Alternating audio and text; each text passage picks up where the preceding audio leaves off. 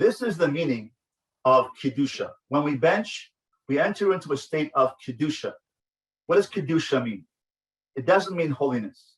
It means spiritual openness. Open to the realization that God sustains us. That's an open relationship with God.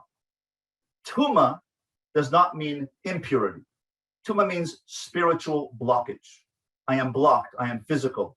I am negating the spiritual of my life, the spiritual source of my life.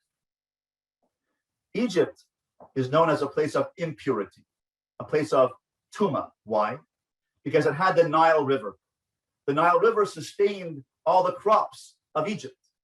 It never rains in Egypt because they have the Nile River. It sustains and irrigates all the crops, all the lands from the Nile River.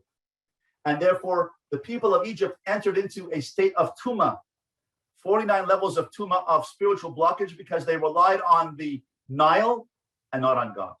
They didn't pray, didn't have to pray. It's a land of spiritual blockage, Tuma, because they were people who were self-sufficient. As Paro said, as related in Chizkiyahu Hanavi, who says, Liha Yaor vani asisini. I created the Nile and I created it. I am the Nile.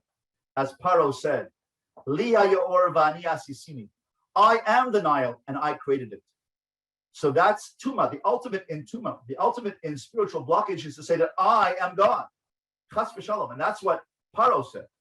And therefore, every single day in the Shema, we say, Asher hotzesicha me'eretz Mitzrayim. You took me out of that idea of self-sufficiency. Lios lachem elokim, to have a relationship with the one who truly gives us life.